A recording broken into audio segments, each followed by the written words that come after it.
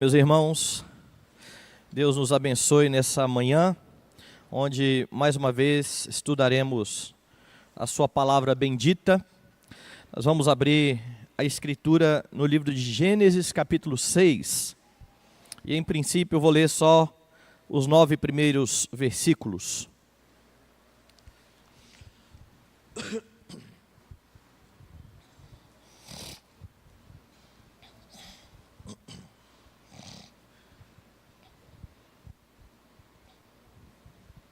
Gênesis capítulo 6, eu quero ler do verso 1 ao verso de número 9. Mais uma vez eu vou pedir que os irmãos conservem as suas Bíblias abertas, a fim de conferir se as coisas são de fato assim.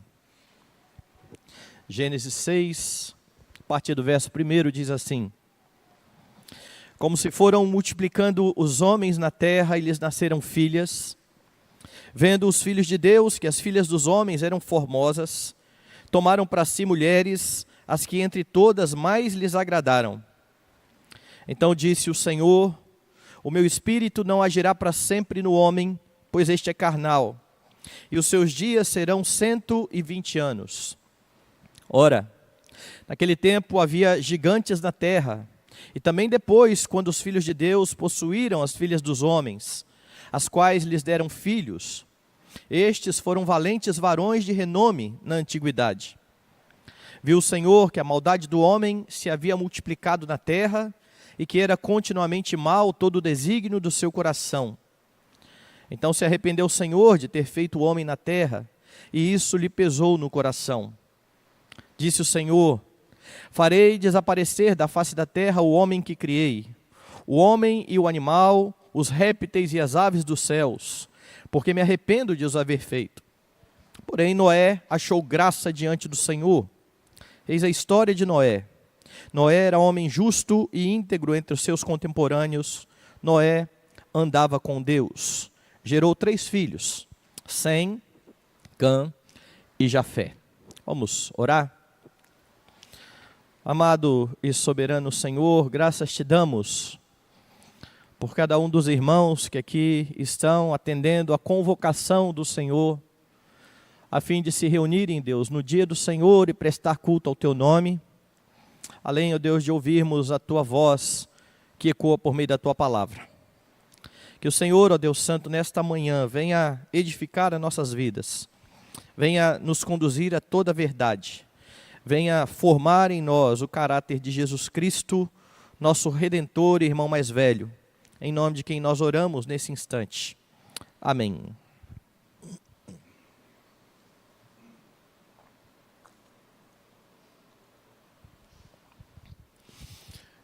Meus irmãos, se vocês lembrarem daquilo que está registrado nos evangelhos, vocês vão atentar para algo que Jesus disse aos seus discípulos e que nós não gostamos às vezes de ouvir. Nós vivemos em guerra nesse mundo. Por causa de Jesus, ele disse aos seus discípulos: o mundo vai odiar vocês. E essa guerra anunciada lá no Novo Testamento, ela não é nova, ela é uma guerra antiga. E quando você olha para o livro de Gênesis, você já pode perceber isso. Para você compreender o que está acontecendo aqui no capítulo 6, é preciso voltar algumas páginas, vá até o capítulo 1, e nós vamos ver como que Moisés, ao registrar o livro de Gênesis, e eu disse aqui no início da conferência que o livro foi escrito para ensinar o povo que estava saindo do cativeiro a respeito de quem era o Deus que os havia libertado. Moisés então começa o livro partindo do pressuposto de que existe um Deus. Ele não discute a respeito de teorias, de provas da existência de Deus. Ele começa simplesmente o livro dizendo: no princípio criou Deus os céus e a terra. E a partir de então ele vai narrar a criação de dia após dia, aquilo que o Senhor Deus estava fazendo, repetindo uma expressão que vai estar presente aqui no texto: e viu Deus que era bom, e viu Deus que era bom. Mais do que simplesmente uma constatação estética, Deus está declarando que aquilo que ele estava fazendo era bom para o que ia acontecer no sexto dia. E no sexto dia, você vê, a partir do verso 26 a 28, depois de ter criado os animais, o texto diz, veja no verso 25, fez Deus os animais selváticos, segundo a sua espécie, os animais domésticos, conforme a sua espécie, os répteis, conforme a sua espécie, viu Deus que era bom. E depois de terminar a criação e terminar os animais, o verso 26 diz, também disse Deus, façamos o homem, diferente da concepção das ciências, e que os nossos filhos aprendem, né, que o homem é simplesmente um animal racional. O texto de Gênesis, ele faz um contraste bastante grande entre homens e animais. O homem é infinitamente superior aos animais, porque este foi feito à imagem e semelhança de Deus. E aqui então, do verso 26 ao 28, você tem no 26, Deus com a trindade aqui, planejando a criação, façamos o homem à nossa imagem, conforme a nossa semelhança, tenha ele domínio sobre os peixes do mar, sobre as aves do céu, sobre os animais domésticos, sobre toda a terra, sobre todos os répteis que rastejam pela terra. Então Deus está planejando, dizendo como será o homem e o que ele fará nesse mundo que o Senhor Deus havia criado. No verso 27, Deus leva a cabo então a sua vontade. Criou Deus o homem à sua imagem, a imagem de Deus o criou, homem e mulher os criou. E aqui Deus já está lançando as bases de como deveria funcionar a vida do homem. Um homem e uma mulher, gêneros distintos, certo? Um casamento perene, mais à frente você vai ver que Deus vai dizer exatamente isso. Por isso deixará o homem seu pai e sua mãe, se unirá à sua mulher, e serão os dois uma só carne. E estes dois, homem e mulher, cada um na sua função, o homem como cabeça do lar e a mulher como a sua auxiliadora, é isso que você vai ver nos capítulos seguintes, na criação especificada de cada um, eles estariam espelhando a imagem de Deus. Lá no verso 28, você vê que Deus vai capacitar homem e mulher a cumprir aquilo que Deus havia planejado para eles. E é por isso que você tem a expressão, e Deus os abençoou e lhes disse, sede fecundos, multiplicai-vos, enchei a terra, sujeitai-a, dominai sobre os peixes do mar, sobre as aves dos céus, sobre todo animal que rasteja pela terra. E uma curiosidade aqui é que sempre que Deus der uma ordem aos seus servos, aos seus filhos, Ele antes vai capacitá-los para cumprir aquilo. Deus nunca vai exigir do seu povo nada que ele não tenha antes dado capacidade ao seu povo para fazer. E é isso que você percebe exatamente aqui no livro de Gênesis. Moisés está dizendo àquele povo que havia saído do Egito, da escravidão do Egito, onde eles adoravam sol, lua, animais, que tudo aquilo que era adorado como Deus no Egito havia sido criado para que o homem dominasse sobre estas coisas. Deus deveria ser exaltado, o grande Criador, o grande libertador de todas as coisas. E Moisés então lança assim os fundamentos para que aquele povo entenda quem é o homem. Se você olhar lá no Salmo de número 8, você vai ver que Davi pergunta exatamente isso, né? Que é o homem para que dele te lembres, e o filho do homem para que o visites? E a resposta do próprio Davi vai ser baseada nisso aqui em Gênesis. Fizeste-o, no entanto, por um pouco menor do que Deus, e de glória e de honra o coroaste, dando domínio sobre todas as coisas que estão aqui em Gênesis. Moisés está instruindo e colocando no coração do povo quem eles são e para que foi que o Senhor Deus os havia criado. Mas ele fala mais, ele vai colocar mais especificamente a criação do homem e da mulher, e aqui você tem as funções de cada um, e de forma muito curiosa, você tem Deus criando o homem, chamando o homem, instruindo o homem, dizendo o que ele deveria fazer, e dizendo a ele o que ele não podia fazer. Ele vai instruir Adão, e nesse instante, lá no finalzinho, no capítulo 2, verso 15, você vai ter: tomou o Senhor Deus ao homem, o colocou no jardim do Éden para cultivar e guardar. O Senhor Deus lhe deu esta ordem: de toda árvore do jardim comerás livremente, mas da árvore do conhecimento do bem e do mal não comerás, porque no dia em que dela comeres, certamente morrerás. E se você perguntar onde está a mulher nesse instante em que Deus está falando com Adão, a sua constatação ao ler o texto vai ser que a mulher estava ao lado. A mulher ainda não havia sido criada quando Deus deu todas essas ordens a Adão. Você vai trabalhar, você vai sustentar o seu lar, você vai instruir o seu lar. Essas são funções de Adão, porque a partir do versículo 4, você vai ver que a mulher é criada. E quando a mulher é criada, ela precisa ser cuidada pelo seu marido. É um dos sentidos da palavra que está ali sobre dominar sobre toda a criação. Ele vai cuidar da criação, mas ele vai cuidar também da sua esposa, instruindo-a segundo aquilo que Deus havia determinado. E quando você vai para o capítulo 3, onde Moisés relatará a queda, você vê que a serpente é que aparece aqui, invertendo toda a ordem criacional. E por que isso é importante? Isso é importante para você entender aquilo que está lá no capítulo 6.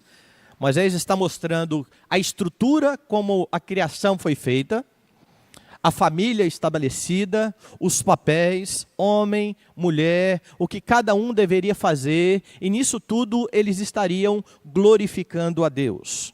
Lá no capítulo 3, começa dizendo que a serpente, mais sagaz que todos os animais selváticos que o Senhor Deus tinha feito, disse à mulher. E é curioso isso, né? Porque Deus começa a história falando ao homem. E o homem falaria à mulher, mas a serpente, ela inverte toda essa ordem. Ela vem e fala à mulher, ela começa um diálogo com a mulher, e nesse diálogo ela começa a colocar em dúvida a palavra de Deus. Repare, é assim que Deus disse: não comereis de toda a árvore do jardim? É verdade que vocês estão aqui nesse lugar maravilhoso e vocês não podem comer de nada? Veja a resposta da mulher. Respondeu-lhe a mulher: do fruto das árvores do jardim podemos comer, mas do fruto da árvore que está no meio do jardim, disse Deus, dele não comereis, nem tocareis nele, para que não morrais. Como é que a mulher já sabia que não podia comer de um fruto e dos outros poderiam comer? Exatamente porque ela teve instrução por parte do seu marido a respeito da vontade de Deus. Pois como eu disse e mostrei aqui no início, quando Deus deu essa ordem a Adão, a mulher ainda não tinha sido chamada à existência. Adão a instruiu. E agora ela pode falar à serpente o que Deus havia dito. Mas então a serpente vai provocar nessa mulher a cobiça. Se você olhar para o livro de Tiago, você vai ver que Tiago vai descrever a dinâmica do pecado exatamente assim. Cada um é tentado pela sua própria cobiça, quando esta o atrai e o seduz. A palavra cobiça que aparece ali é a mesma palavra que é traduzida por desejo em tantos outros textos. E você sabe que o desejo não é mal em si mesmo. Nós podemos desejar muitas coisas que não estejam contra a palavra do Senhor. Mas mesmo os desejos que estão em conformidade com a palavra do Senhor, podem se tornar maus desejos, podem se tornar cobiça, quando estes desejos tomam um espaço muito grande no nosso coração e nos fazem pecar para consegui-lo. Agora, repare bem a estrutura da criação. Deus fala a Adão, Adão fala a sua mulher. Agora a serpente chega para a mulher e diz no verso 4, é certo que vocês não vão morrer? Porque Deus sabe que no dia em que dele comerdes se vos abrirão os olhos, e como Deus sereis conhecedores do bem e do mal. Adão era submisso a Deus, Eva era submissa a Deus, e ao seu marido, e agora a serpente se aproxima daquela que é submissa a Deus, ao seu marido, e diz: você sabia que você pode ser como todo mundo aqui? Porque se vocês comerem do fruto do conhecimento do bem e do mal, Deus sabe o que vai acontecer. Todos vocês serão iguais a Deus.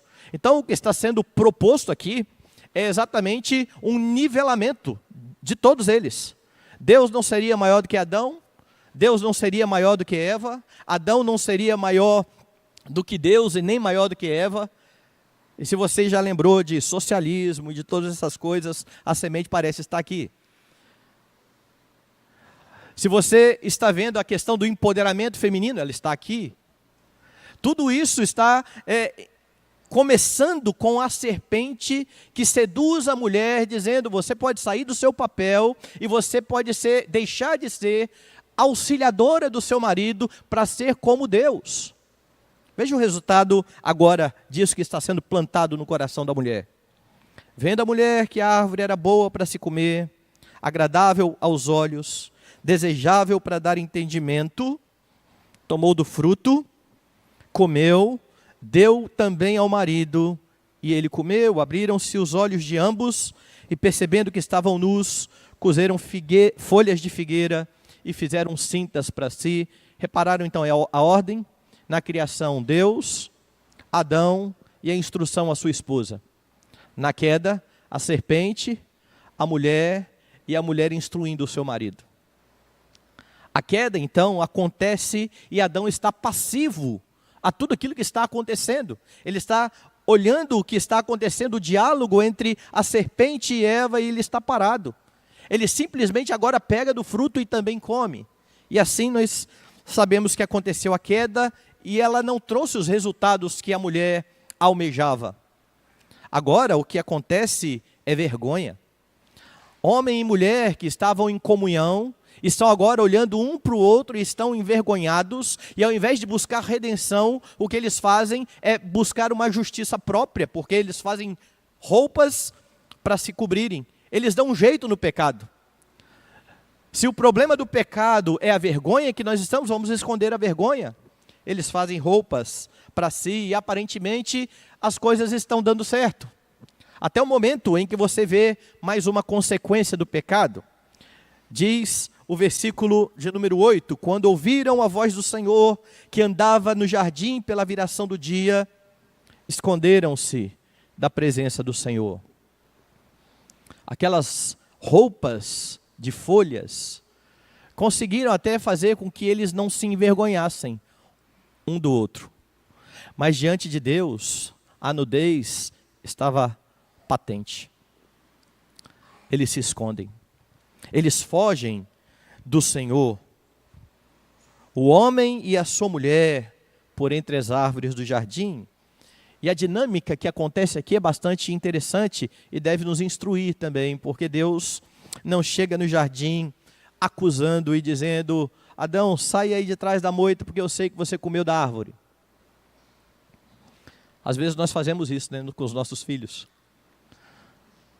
Deus está tratando Adão para levá-lo ao arrependimento, levá-lo ao entendimento daquilo que ele estava fazendo. Então, Deus, que sabe de todas as coisas, pergunta: onde é que você está, Adão?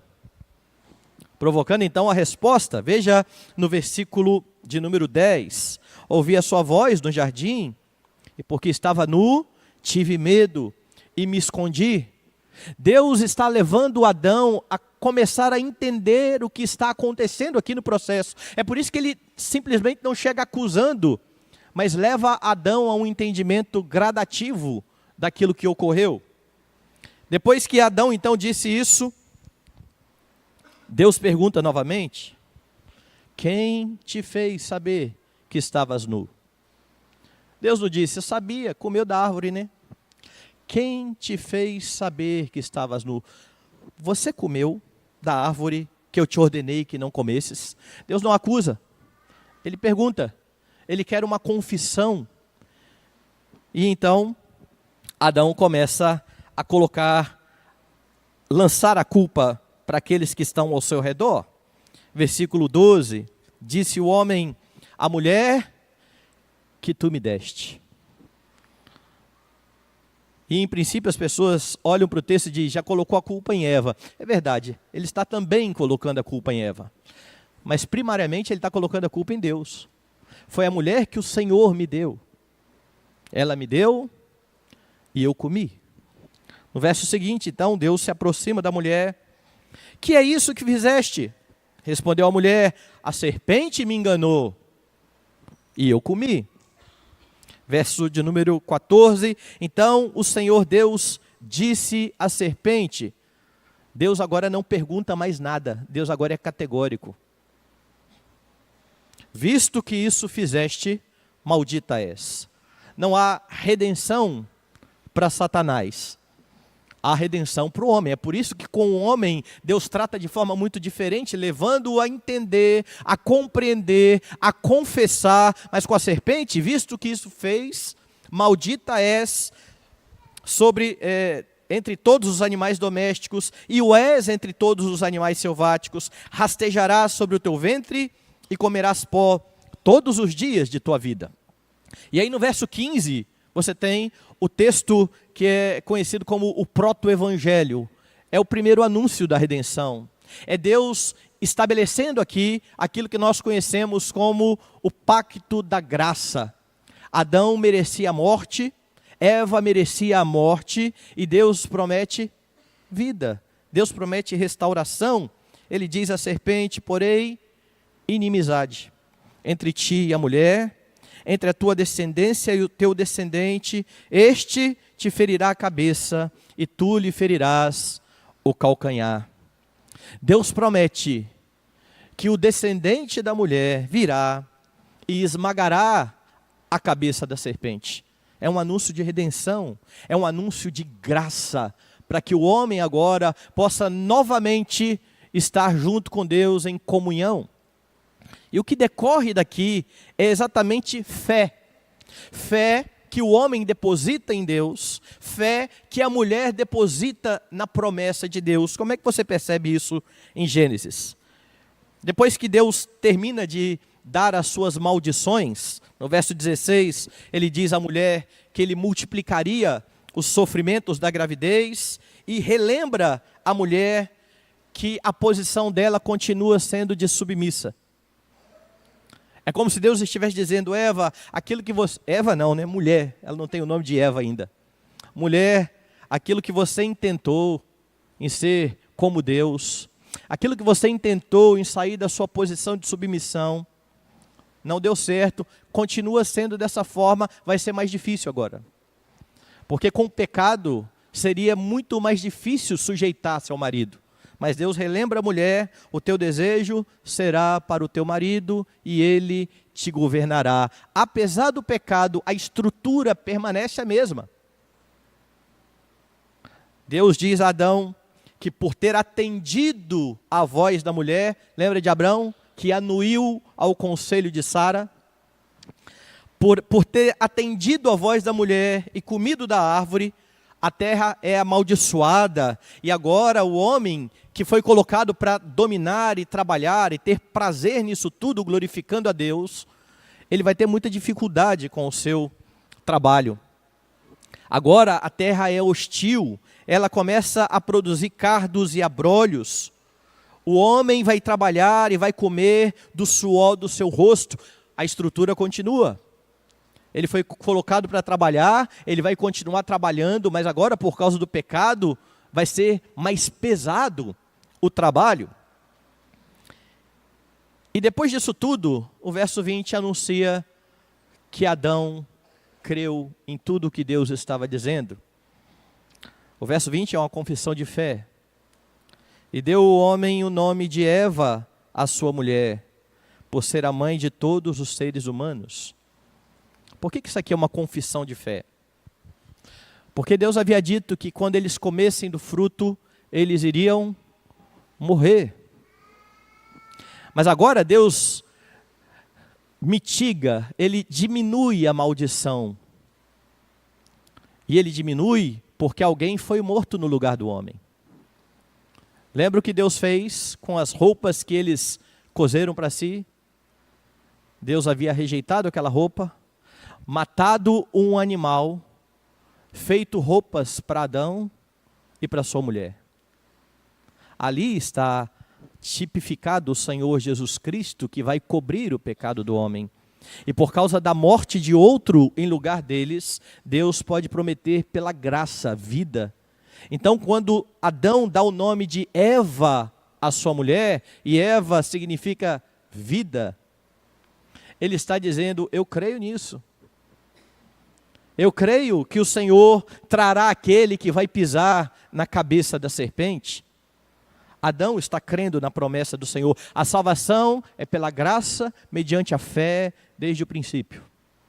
Desde o princípio. E é por isso que Deus está levando o homem a entender a sua condição, quando ele vai perguntando, fazendo pergunta após pergunta sobre a sua situação e o seu pecado. Então, é isso que você vai ver no 21.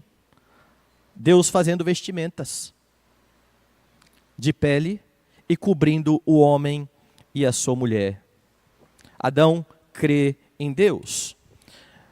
O Senhor os lança fora do jardim, no verso 23, a fim de lavrar a terra. Ele vai continuar trabalhando. Verso 24, o homem está expulso do jardim.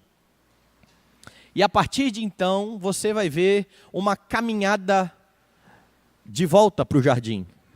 Por causa da condição de pecado, o homem não pode mais entrar no Santo dos Santos, no lugar da presença de Deus.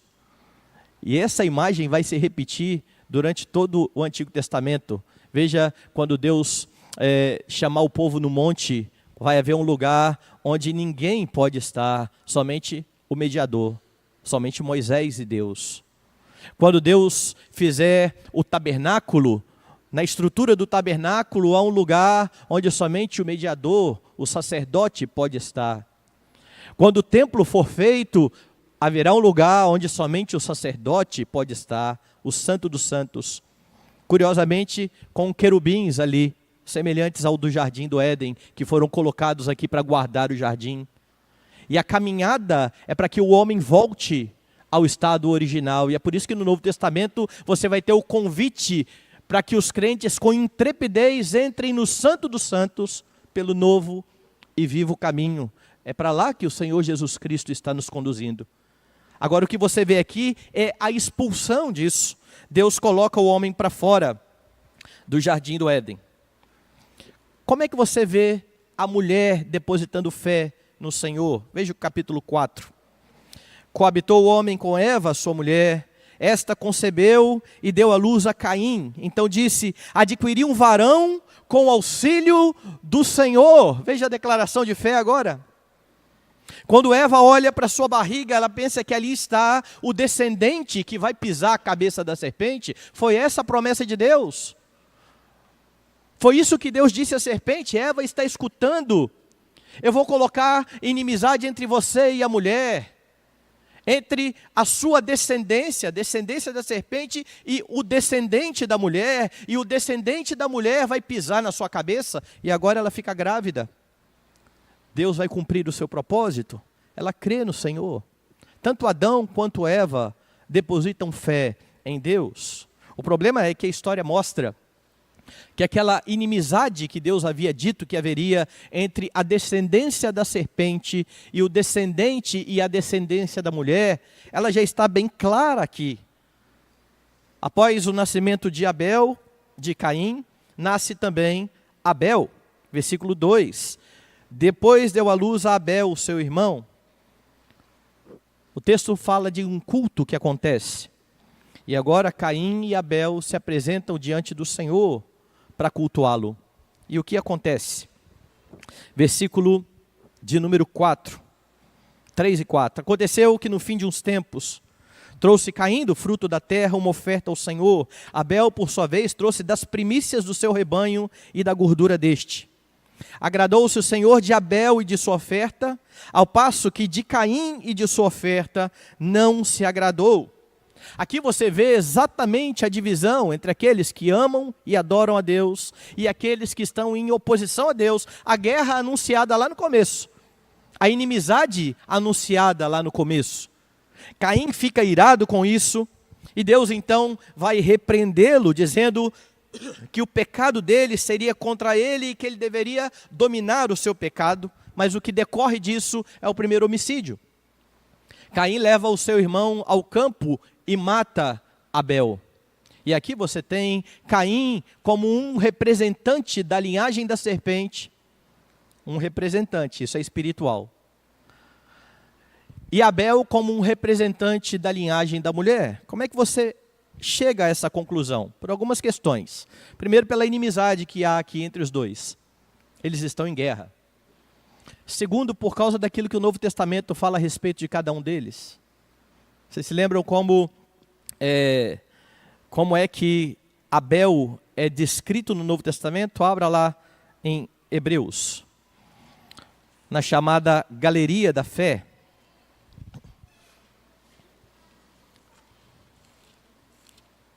Hebreus capítulo 12, capítulo 11, verso 4. Pela fé, Abel ofereceu a Deus mais excelente sacrifício do que Caim, pelo qual obteve testemunho de ser justo, tendo a aprovação de Deus quanto às suas ofertas. Por meio dela também, mesmo depois de morto, ainda fala. Abel era um crente. Abel era o descendente prometido. Não era Caim, como Eva supunha. Como é que você tem plena certeza disso? Abra a sua Bíblia na primeira carta de João.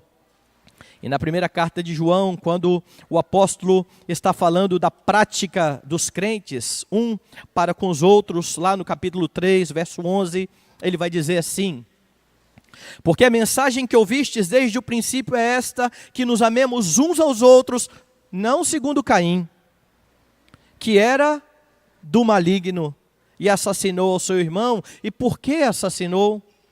Porque as suas obras eram más e as do seu irmão justas. O Novo Testamento diz que Abel era justo e Caim era do maligno. As duas linhagens estão representadas dentro da família de Adão. E essa inimizade vai perdurar durante toda a história, onde a linhagem da serpente está tentando matar a linhagem da mulher para que o Redentor não venha. Afinal de contas, o Redentor vem dessa linhagem da mulher. Quando você volta para Gênesis, você tem um pouco mais de evidência a respeito disso. Vá lá no capítulo de número 5. Este é o livro da genealogia de Adão. No dia em que Deus criou o homem, a semelhança de Deus o fez.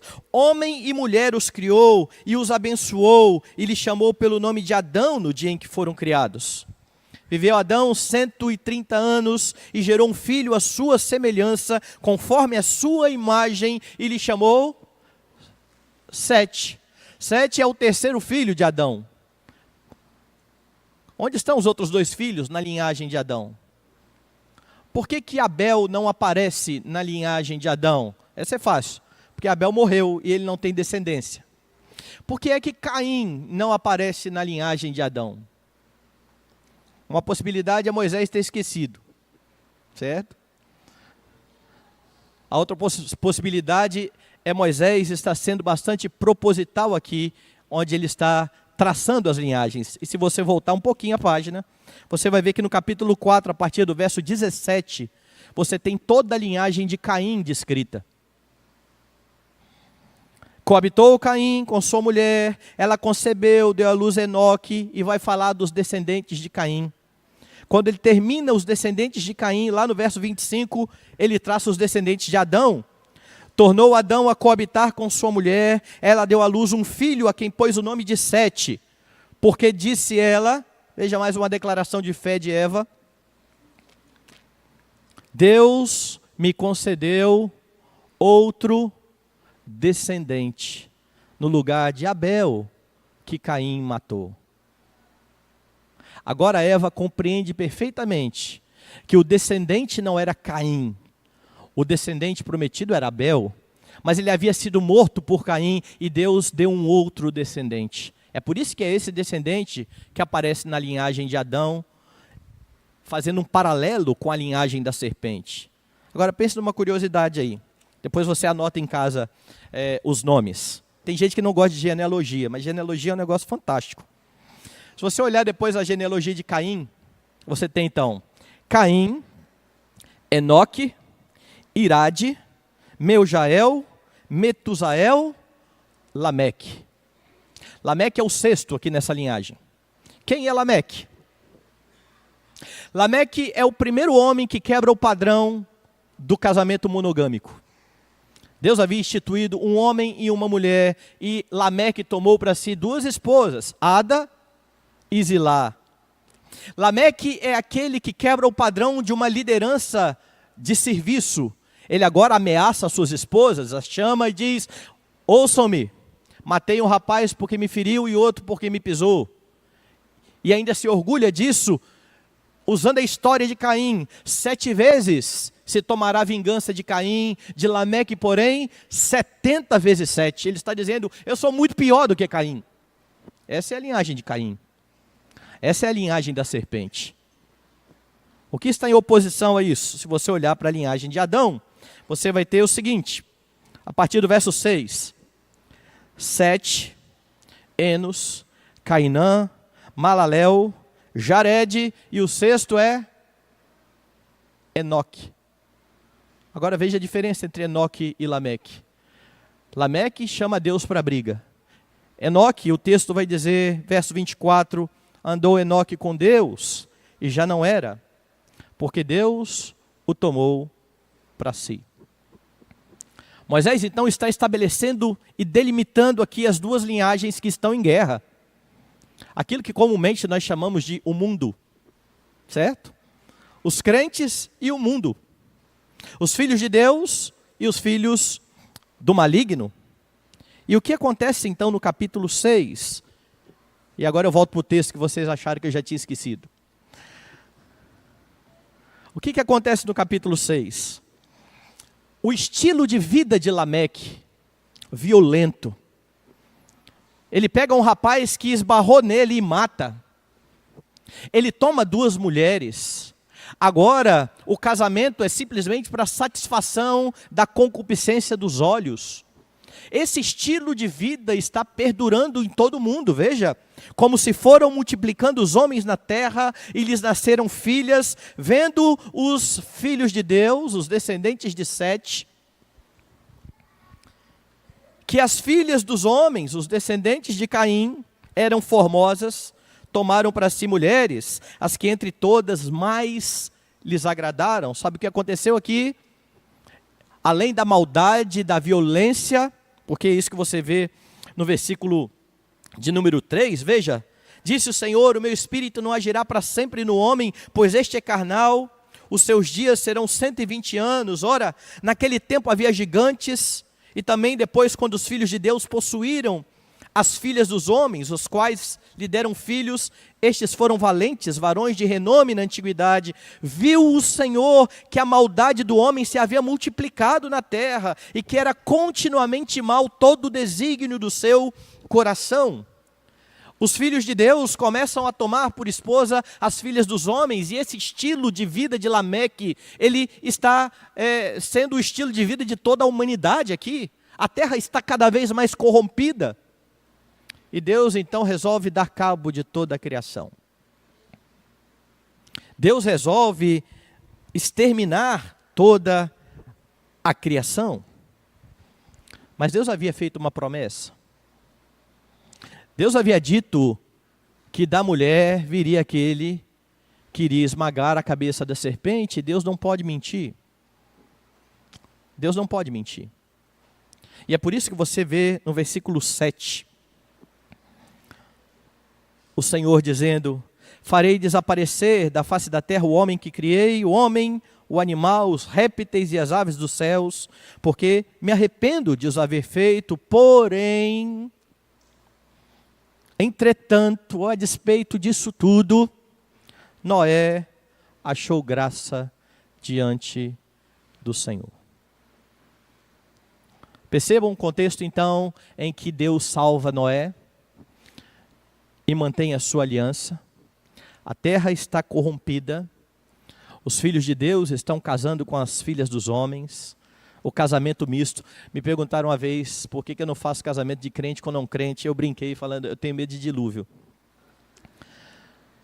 Porque exatamente uma das causas do dilúvio é essa. O mundo está em trevas. Um homem nesse mundo, uma família mais especificamente, está temendo ao Senhor. E eu quero apontar algumas questões importantes aqui sobre esta família que serve ao Senhor. Quais são as características dessa família? Porque elas podem nos ajudar na nossa caminhada, semelhante à família de Noé. Nós estamos caminhando no mundo em trevas. Nós somos chamados para viver nesse mundo que está em guerra com a igreja do Senhor. Essa guerra é anunciada desde o início. E é curioso que alguns crentes querem ser mais sábios do que Deus e querem apaziguar a guerra como se essa guerra fosse acabar aqui e agora. Essa guerra só tem fim quando o Senhor Jesus Cristo vier e colocar debaixo dos seus pés os seus inimigos. Aí acabará a guerra. Até lá nós estaremos em guerra, até lá o mundo vai nos odiar. O que está acontecendo com a família de Noé? Como é a família de Noé em todo esse contexto? Uma família que teme a Deus é uma família que não se conforma com esse mundo. No verso 9 você tem uma declaração interessante. Eis a história de Noé. Noé era homem justo e íntegro entre os seus contemporâneos. Noé andava com Deus. Você viu onde apareceu essa expressão a primeira vez aqui? Enoque. Enoque andou com Deus e Deus o tomou para si. A expressão aparece mais uma vez. Noé andava com Deus. O interessante é que essa expressão aparece depois do versículo 8, que diz, Noé achou graça diante do Senhor. Noé foi salvo por Deus. Então o estilo de vida de Noé era fruto daquilo que Deus havia feito no seu coração. Era fruto da transformação que Deus havia realizado no seu coração. Não era algo natural. O natural era o que estava acontecendo com os contemporâneos. Era seguir o curso que os contemporâneos de Noé estavam servindo. Esse era o natural. Mas porque Noé achou graça diante do Senhor, ele não se conforma com isso. Ele muda o seu padrão, ele muda a sua cosmovisão. Noé era um homem justo e íntegro entre os seus contemporâneos. Enquanto a violência está aumentando, e há uma curiosidade, outra aqui, você sabe que os personagens bíblicos nesse tempo viviam muitos anos, e era bem capaz de Lameque estar vivo quando Noé nasceu. Não era difícil isso ter acontecido. Toda essa violência, todo esse estilo de vida, e estes homens convivendo juntos.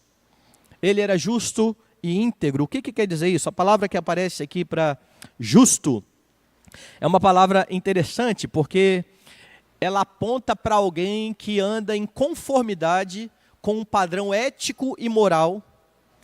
E de onde vem esse padrão ético e moral? Da lei que Deus colocou na criação. Veja que interessante. Lameque tem mais de uma esposa. Quantas esposas tem Noé? Uma. Nós não sabemos o nome. Mas ele tinha uma esposa. Quantas esposas tinham os filhos de Noé? Uma. Então, quando Deus resolve dar cabo de toda a terra e vai começar a popular a terra de novo, porque é isso que Noé vai ouvir quando ele sair da arca, crescei, multiplicai, ele vai ouvir todas as palavras que Adão ouviu. Deus escolhe um homem que estava dentro daquele padrão estabelecido.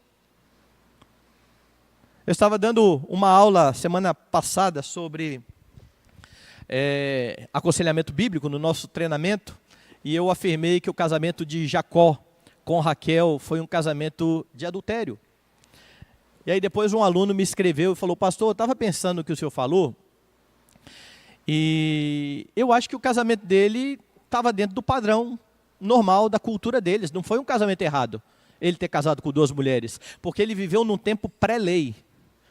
E esse é um entendimento comum de muita gente da igreja. A lei só vai vir com Moisés. E o que eu estava explicando para ele é que a lei que Moisés vai receber é uma expressão da lei que foi dada na criação. É por isso que você vai ter, por exemplo, no 4º mandamento, Deus dizendo, lembra-te do dia de descanso. Quando este dia foi instituído? Na criação. Quando Deus trabalhou 6 dias e descansou no 7º. Não matarás. Quando é que essa lei foi instituída? Quando Deus disse a Adão que ele ia morrer. Ele não poderia matar a outros e nem matar a si mesmo. E Adão é o maior assassino da história. Adão lança toda a sua posteridade na morte. A lei que aparece lá com Moisés é uma expressão daquilo que está na criação. É para que o homem volte ao padrão.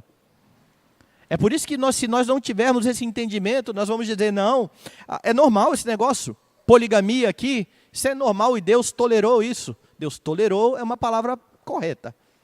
Deus aprovou já é muito diferente. E a prova está aqui em Noé. Por que Deus não salvou um homem que tinha pelo menos umas 5 esposas? Porque ia ser mais rápido, né, para povoar a terra. 5 filhos de cada vez. Deus salvou um homem com uma mulher e os seus filhos, cada qual com a sua esposa. É por isso que o texto está dizendo que ele tem um padrão ético e moral diferente daqueles que estão à sua volta. Esse padrão é o cumprimento da lei do Senhor. E indica também alguém que é padrão. Ele era justo entre os seus contemporâneos. Ele era um padrão entre os seus contemporâneos. E além de viver dessa forma, ele ainda era um pregador desse estilo de vida. Onde é que você tem isso? Você tem isso lá em 2 Pedro. Vai lá no Novo Testamento. Quando Pedro está escrevendo a sua carta, e o contexto de Pedro é um contexto de falsos mestres dentro da igreja. Quando ele vai falar a respeito do julgamento dos falsos mestres, ele cita a história de um homem. Veja no versículo 4. Ora, se Deus não poupou anjos quando pecaram, antes precipitando-os no inferno, os entregou a abismos de trevas, reservando-os para o juízo, e não poupou o mundo antigo, mas preservou a Noé. Quem era Noé? Pregador da justiça. E mais 7 pessoas. Sua esposa, seus 3 filhos e a esposa de cada um dos seus filhos. Noé não era simplesmente um homem que andava conforme o padrão de Deus, mas ele pregava o padrão de Deus. Ele proclamava aquilo que era a vontade do Senhor. É por isso que ele é visto aqui no texto como um homem justo. Como um homem que anda em conformidade com a lei, mas de novo, ele só pode fazer isso porque ele foi salvo pela graça. Porque ele achou graça diante do Senhor. Porque o Senhor o restaurou e estava forjando nele o caráter de Jesus Cristo. O caráter do Messias. Ele é chamado também, então, no texto de íntegro. E a palavra íntegro aqui, em Gênesis, tem o sentido de completo. Talvez você se lembre que ela aparece numa outra língua no Novo Testamento. Por exemplo, quando Paulo fala dos presbíteros da igreja. E ele vai falar, depois que ele fala que a palavra de Deus é inspirada, num outro momento, e útil para tornar o homem perfeito ou completo. Essa é a ideia de íntegro, completo. A palavra de Deus é viva e eficaz, e ela torna o homem perfeito, completo e perfeitamente habilitado para toda boa obra. Quando fala-se dos presbíteros da igreja, eles precisam ser assim, eles precisam ser padrão dos fiéis.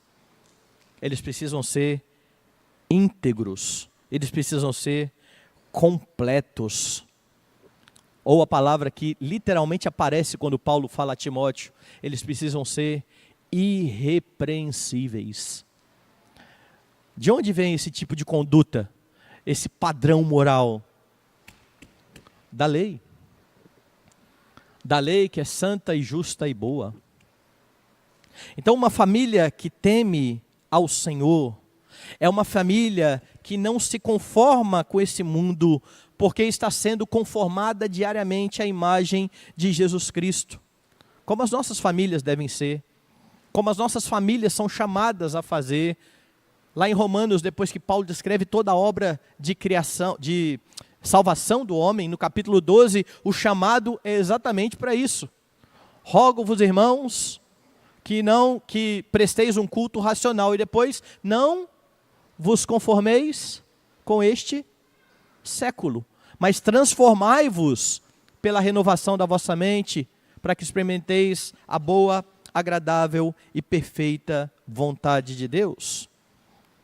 A graça de Deus habilita os crentes a viverem num padrão diferente desse mundo e a fazerem diferença nesse mundo. Quem olha para a nossa família consegue perceber isso? Quem olha para a nossa casa consegue perceber que nós somos famílias justas e íntegras entre os nossos contemporâneos? Nós ouvimos aqui ontem e hoje o problema que a nossa sociedade enfrenta, um dos problemas, né? Com a ideologia de gênero e com essa pregação, com aquilo que eles dizem que é comum.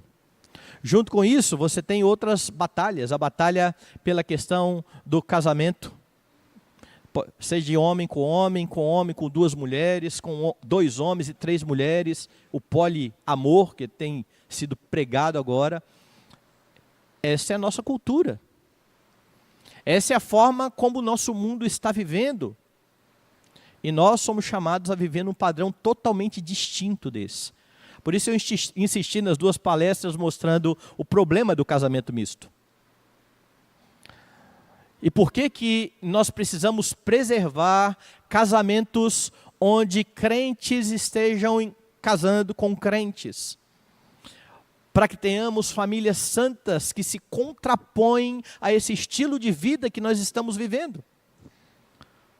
Porque se nós temos um lar onde o marido não é crente, a esposa é crente, ou vice-versa, quem é que vai ditar as regras da família? Aí você fala, não, se o marido for crente, é ele que vai ditar as regras da família, porque ele é o cabeça. Convença a esposa não crente de que ele é o cabeça. Convença a esposa não crente, empoderada e feminista de que o seu marido é o líder do lar. E se a mulher for a crente, pior ainda, ela é chamada para ser submissa ao seu marido.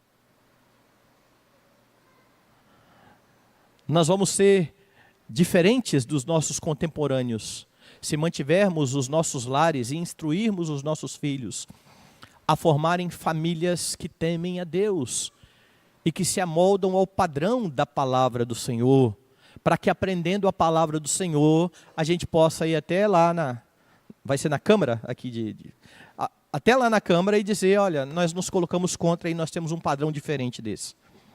O problema é quando o mundo olha para a igreja e vê que a igreja está vivendo o mesmo padrão.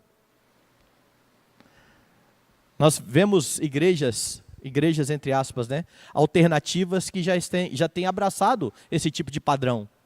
E esse tipo de igreja é usado por esses grupos para dizer, olha, a igreja tal nos apoia. E é preciso que um povo santo e justo ande de forma diferente dos seus contemporâneos.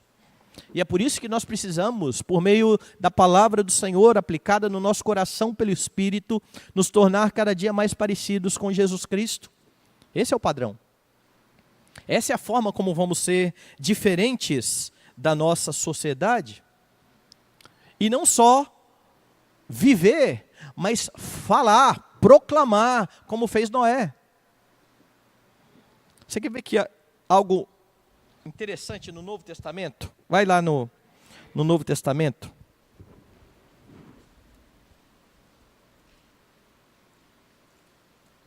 Na epístola de Paulo aos Filipenses. E aqui na epístola aos Filipenses, Paulo, a partir do capítulo 2, verso 12, vai chamar os crentes à santificação, uma vida de santificação. Veja como ele descreve isso, verso 12. Assim, pois, amados meus, como sempre obedecestes, não só na minha presença, porém muito mais agora na minha ausência, desenvolvei a vossa salvação com temor e tremor. Ou seja, desenvolver a vossa salvação é processo de santificação progressiva. Porque Deus é quem efetua em vós o querer e o realizar. Vocês têm condições de viver assim, porque Deus está atuando com vocês. Veja que é o mesmo padrão lá de Moisés. Moisés achou graça e viveu de forma íntegra. De Noé, desculpe. Verso 14. Fazei tudo sem murmuração nem contendas, para que vos torneis irrepreensíveis e sinceros, filhos de Deus inculpáveis, no meio de uma geração pervertida e corrupta, na qual resplandeceis como luzeiros do mundo. É essa a nossa situação.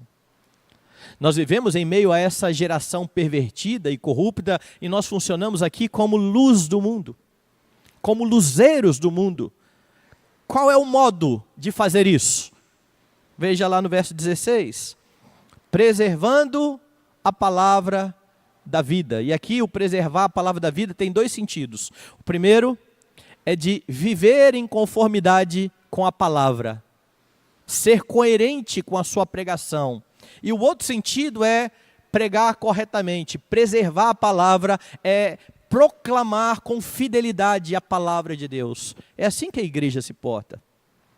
É assim que as nossas famílias vão ser padrão nesse mundo.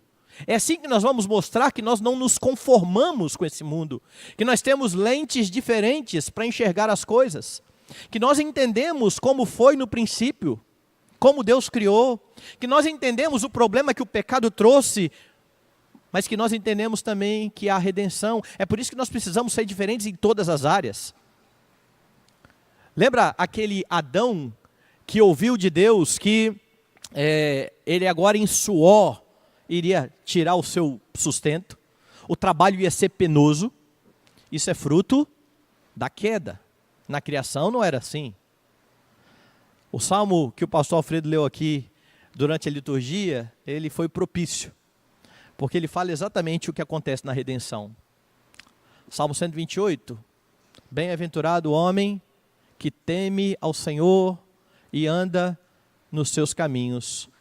Qual a primeira afirmação depois dessa, você lembra? Do trabalho de suas mãos comerás, triste, nada, feliz serás, e tudo te irá bem. Eu duvido que o homem do Salmo 128 escrevia no Facebook, sextou. Duvido que ele tinha raiva de trabalhar.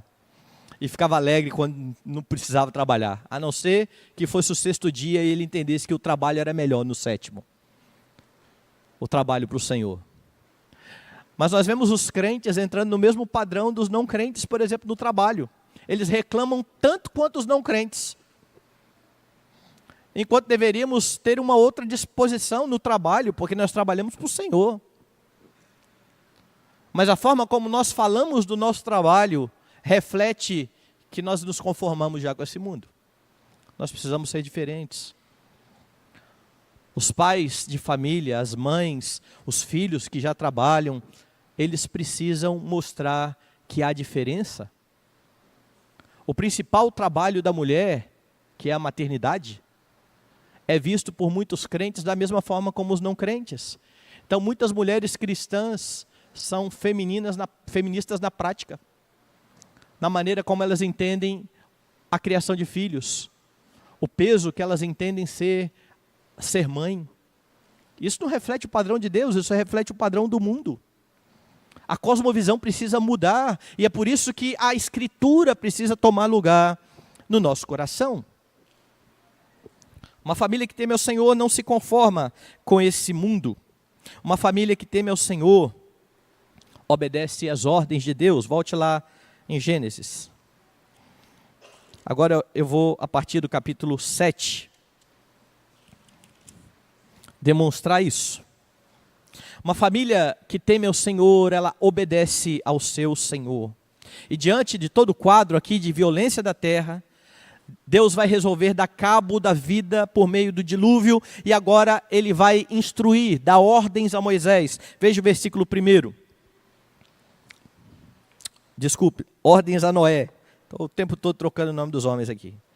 Disse o Senhor a Noé: entra na arca, tu e toda a tua casa, porque reconheço que tem sido justo diante de mim no meio dessa geração. E aqui você tem primeiramente uma declaração de Deus acerca de quem era Noé.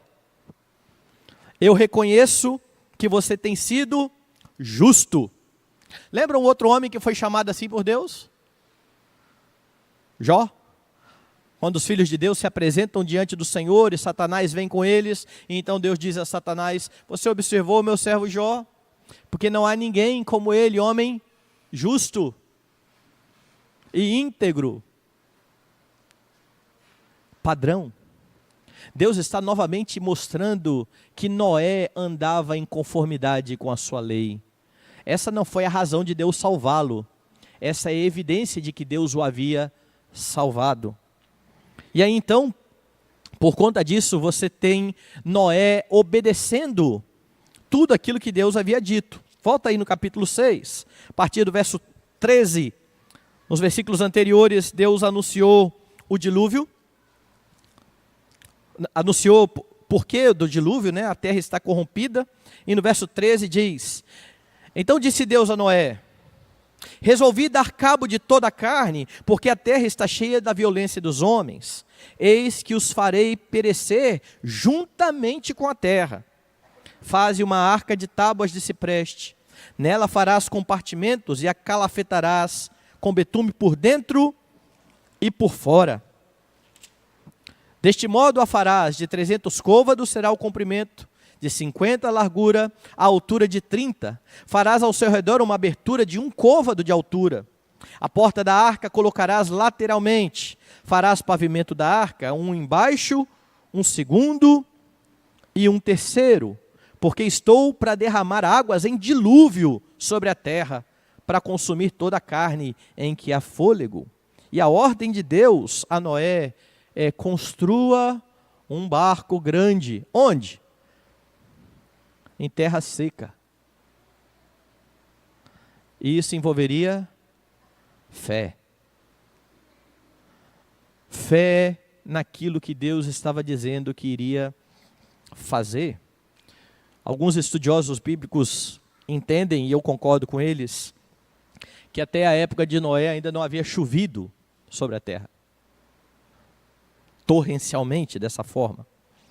E se de fato era assim, isso torna a fé ainda maior. Ele confiou na palavra de Deus. Deus havia dito que ia inundar a terra.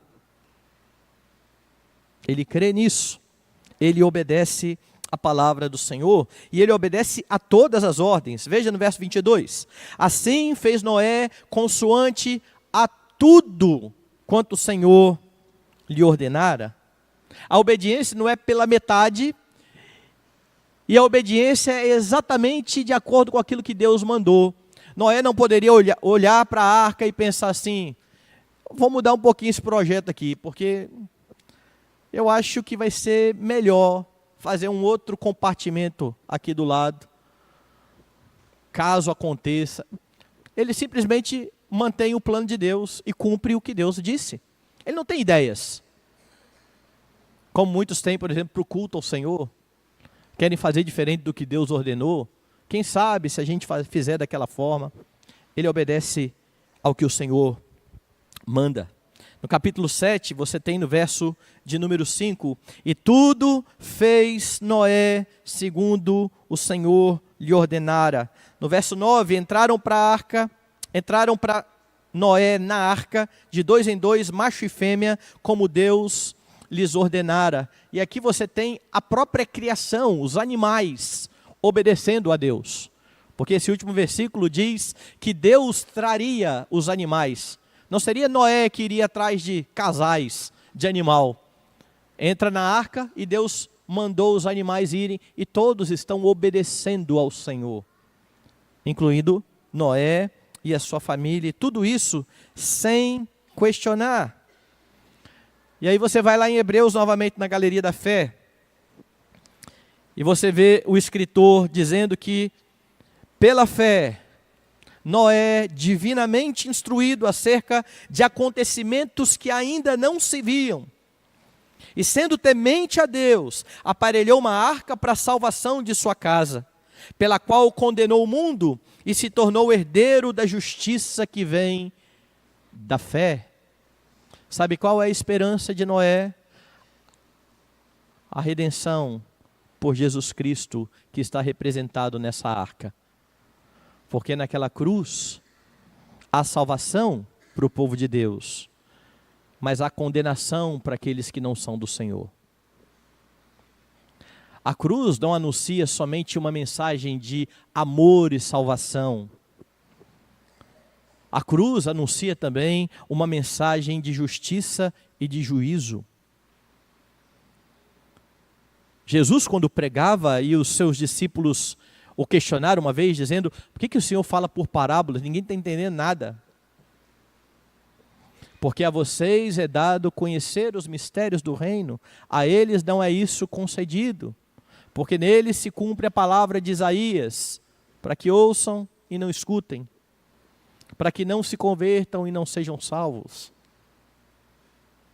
A arca apontava exatamente para a cruz de Cristo e para aquilo que ocorreria com a morte do nosso amado Salvador e Redentor. E foi por causa deste amado Salvador e Redentor que se deu em favor do seu povo, da linhagem da mulher, que Noé, que faz parte dessa linhagem, achou graça diante de Deus. Ele obedeceu porque foi salvo. A obediência traz bênção para Noé e para sua família, que são salvos do dilúvio. Por isso eu disse ontem que a obediência nos dá bênçãos. Deus não precisaria nos abençoar. Deus, como o rei de toda a terra, ele deveria somente ordenar e nós deveríamos obedecer. Mas ele decidiu abençoar a obediência. Isso é graça. E é isso que você vê Noé experimentando. E é por isso que você precisa olhar para a palavra do Senhor e confiar que há bênçãos para aquele que cumpre a palavra do Senhor. Há bênção para uma família que cumpre aquilo que Deus ordena. E é por isso que as famílias precisam estar em volta da palavra o tempo todo. Não basta vir à escola dominical. Não basta ouvir um pouco de pregação no domingo, uma aula no domingo de manhã. Não basta expor os nossos filhos a uma hora de escola dominical, enquanto eles estão a semana inteira aprendendo aquilo que esse mundo tem a dizer. Os pais precisam estar o tempo todo cumprindo o que Deuteronômio ordena. Essas palavras que eu te ordeno estarão no teu coração. Ou seja, a primeira coisa que Deuteronômio ordena: saiba a palavra de Deus. Ela precisa estar no seu coração, para que depois disso, tu as inculcarás a teus filhos. Nós precisamos conhecer, nos aprofundar, entender, para daí instruir aos nossos filhos, para que desde pequenos eles possam entender que nós vivemos num mundo que está em oposição a Deus. Eu estava comentando esses dias aqui, conversando com alguém, como eu ensinei a minha filha sobre ideologia de gênero. Minha filha é joia, mas ela é mandona. Piquitinha, já mandoninha. Então, quando o Felipe nasceu, Fernanda estava com 4 anos. E como eu saía todos os dias de manhã para a igreja, ela ficava o dia inteiro com Poliana. Se Poliana dissesse assim que isso aqui é um carro, eu podia dizer que era uma Bíblia, que era um livro, era um carro. E pronto, final. O que a mãe fala é lei. E aí eu falei, tá errado esse negócio, eu vou ter que acabar com isso aí. Aí um dia eu falei para Fernanda na mesa. Estava Felipe no carrinho de bebê, eu e Poliana, Fernanda lá. E eu falei assim, ô Fernanda, você sabia que o chefe da casa é o papai? E ela olhou para a mãe e falou assim, é mamãe? Eu falei, tá feio. Tá feio o negócio aqui pro meu lado. É, mamãe? Aí a mãe falou assim, é o papai. Falei assim, outra coisa, quando você casar, de 4 anos, né? Meu cabelo cai é por causa disso. Quando você casar, o seu marido vai ser o chefe da casa. E quando o Felipe casar, ele vai ser o chefe da casa dele. Aí ela ficou injuriada, né? Porque Felipe é pequenininho, menor do que ela. O menino está neném ainda, já vai ser chefe. E ela ficou meditando naquele negócio durante o dia. Quando chegou no finalzinho da noite, assim, eu fiquei com o Felipe. E Poliana foi dar banho em Fernanda. E eu fiquei escutando o papo cabeça lá dentro do banheiro, né? E o papo dela era assim: mamãe, só menino que pode ser chefe? Eu queria ser chefa. Aí Poliana falou assim: só menino que pode ser chefe.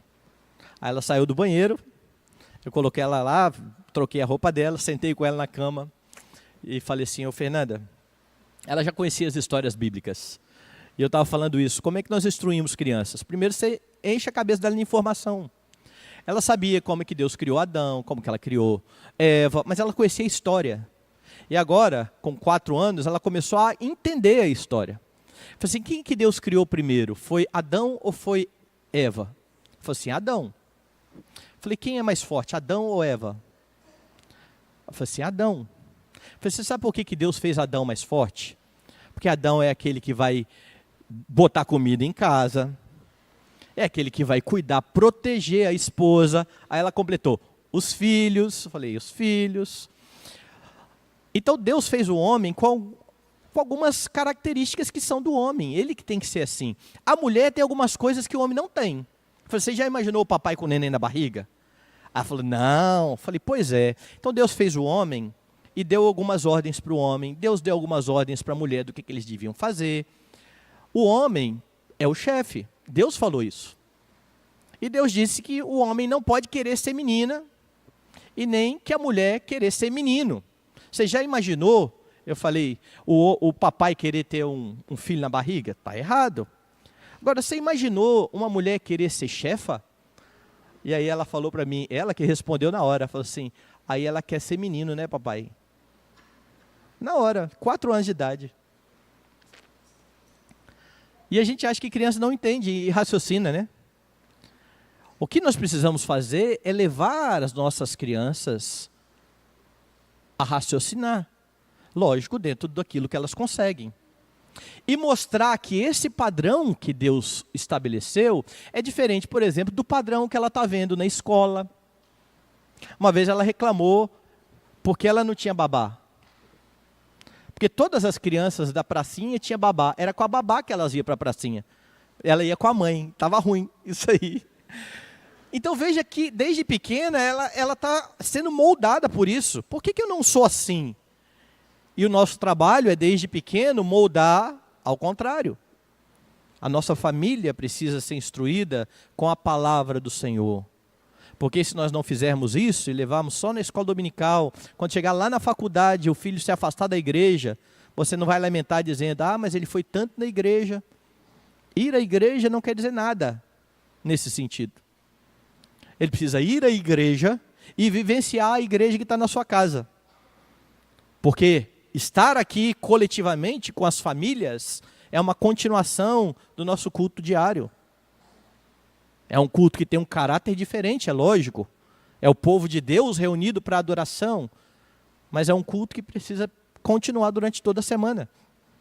Quando nós nos reunimos em torno da palavra do Senhor, e instruímos as nossas famílias, principalmente os maridos.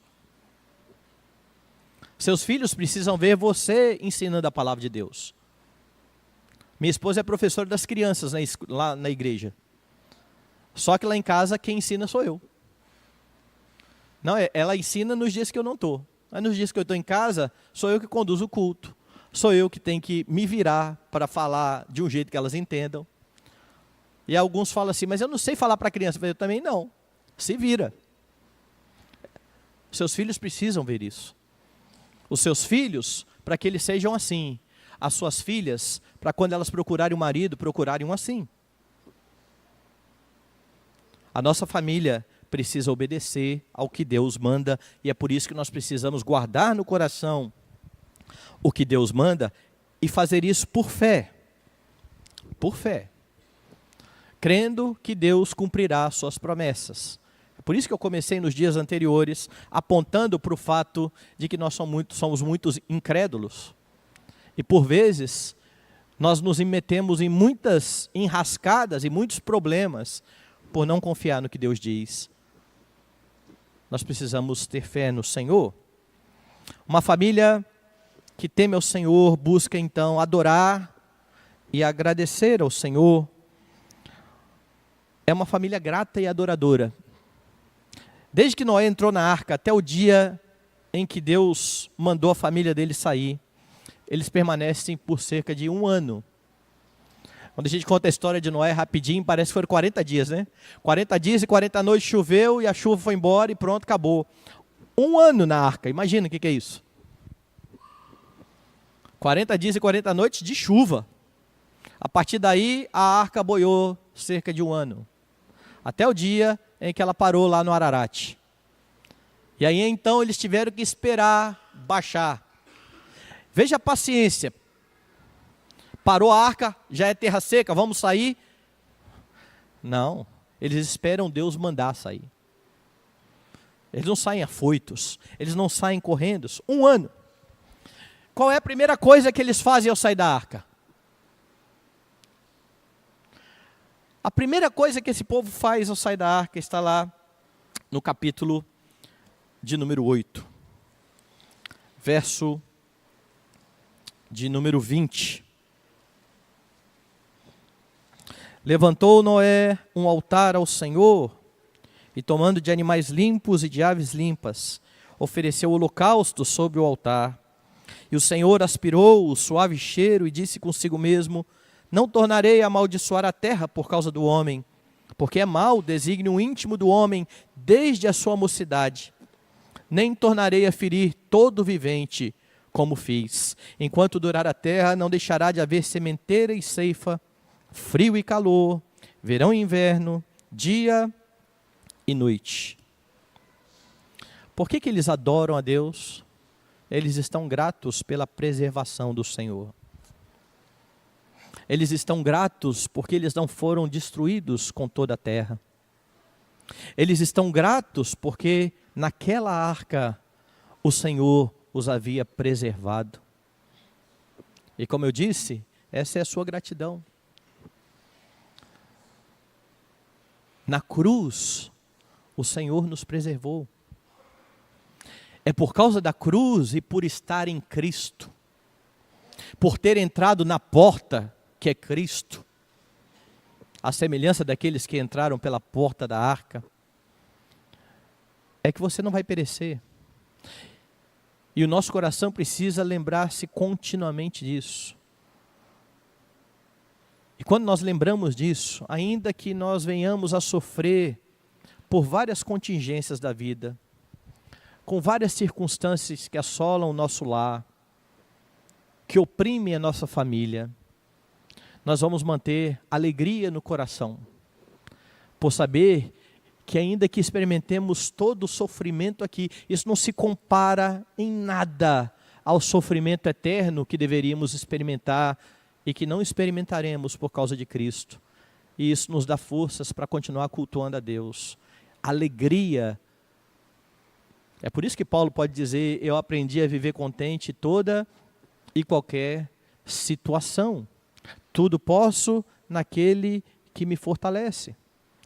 Porque se nós perdermos essa perspectiva do que fomos livres, do que nós fomos preservados, o nosso coração vai se enamorar das coisas desse mundo, e quando nós não encontrarmos as coisas desse mundo, nós vamos ficar tristes. A semelhança de Asaf, por exemplo, um levita, um homem chamado para adorar a Deus, que num momento da sua vida diz que os seus pés quase escorregaram porque ele começou a invejar os perversos. Porque ele começou a ver os homens que não criam em Deus, tinham de tudo e ele não tinha nada, a ponto dele chegar no Salmo 73 e dizer: olha, inutilmente conservei puras as minhas mãos. Não vale a pena servir a Deus, porque eu sirvo a Deus, estou passando por problemas, e esse povo que não serve a Deus aí tem de tudo, do bom e do melhor. Sabe o que faz com que Asaf mude de perspectiva? A virada do Salmo 73 está no momento em que ele diz: até que entrei no santuário de Deus e atinei com o fim deles. O dia em que Deus julgará todas as coisas.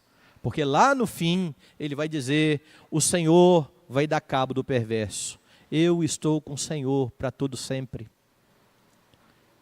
Então, por maiores que sejam os sofrimentos no presente e as pressões, nós sabemos que esse não é o destino final.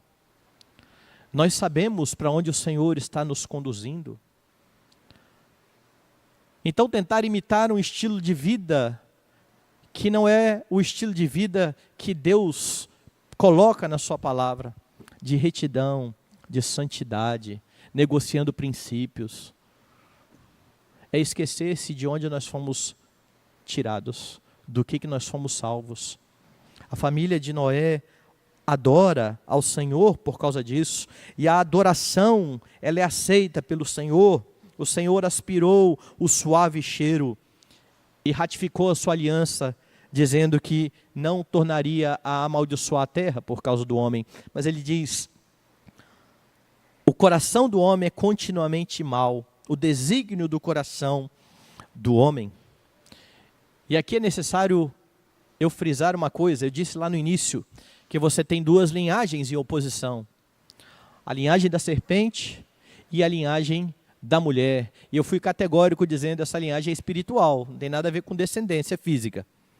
Porque há alguns que acham que os filhos de Deus e os filhos dos homens, do capítulo 6, são anjos que tiveram relacionamento sexual com mulheres.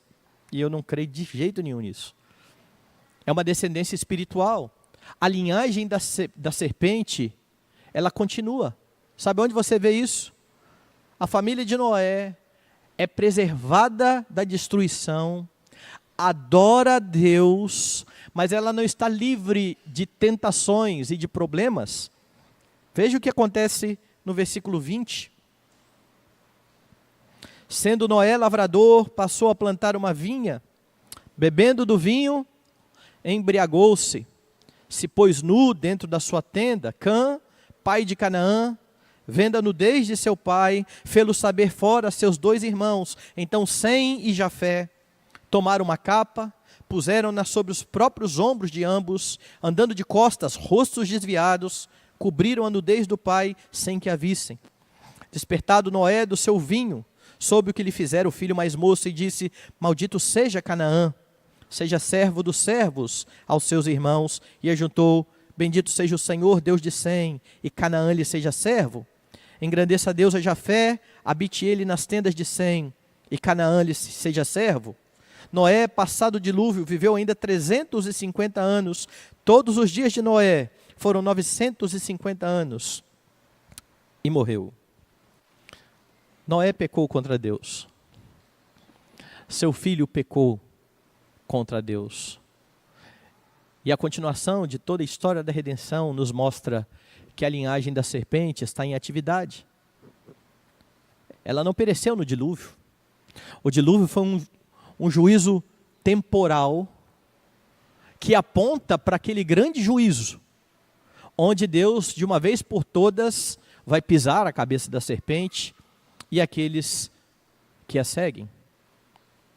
Aqueles que estão em oposição ao Senhor, até lá, nós vamos ter que lutar contra o pecado. As nossas famílias não estão imunes ao pecado. É por isso que precisamos buscar um coração que adora a Deus e que é grato a Deus, porque estas coisas e essa lembrança do que Deus fez, nos dá combustível para nos amoldar a palavra do Senhor. Temos que aprender a agradecer a Deus todas as bênçãos que Ele tem derramado sobre nós, ainda que muitas vezes experimentemos dificuldades. Temos que cultivar o hábito de adorar o Senhor em família, não somente na igreja. Temos que ter a consciência de que estamos numa luta, a carne contra o espírito contra a carne, a fim de buscarmos força em Deus. Nunca acharmos que estamos livres disso. Aquele que pensa estar de pé, veja que não caia. Precisamos buscar no Senhor forças para viver de modo digno do Evangelho. Essa família é uma família que nos dá muitos exemplos a imitar. Era uma família que não se conformava com o mundo, uma família que obedecia ao Senhor, uma família que era grata e que adorava ao Senhor. E tudo isso, de novo eu friso, foi possível por causa de Cristo, a nossa esperança. Noé achou graça diante de Deus. Você também é salvo pela graça mediante a fé em Jesus Cristo. Não se esqueça disso. Você pode se comportar de maneira correta por causa de Jesus Cristo. Sem mim, nada podeis fazer. Então, ao invés de buscar mais união para sua família, ao invés de buscar mais paz, ao invés de buscar mais domínio próprio, busque a Cristo. Porque se você estiver em Cristo, Ele diz, quem estiver em mim dá muito fruto. Eu vos designei para que vades e deis fruto. E o fruto do Espírito é tudo isso que nós buscamos. Amor, alegria, paz, longanimidade, benignidade, mas isso são o fruto do Espírito. Nós não produzimos, é do Espírito. Nós evidenciamos que estamos caminhando pela fé com o auxílio do Espírito. Então, em momentos de tristeza, de tribulação, não busque simplesmente resultados para aliviar o seu coração. Busque o seu Redentor. Porque amparado no seu Redentor, escondido no seu Redentor, você pode fazer ou falar como falou Abacuque. Ainda que a terra não floresça, ainda que não haja o produto da vide, que o produto da oliveira minta, ainda que nos currais não haja gado, todavia eu me alegro no Senhor, exulto no Deus da minha salvação. Que seja essa a realidade da sua família, para a glória de Deus. Vamos orar. Vou convidar o pastor Gessé para nos conduzir em oração.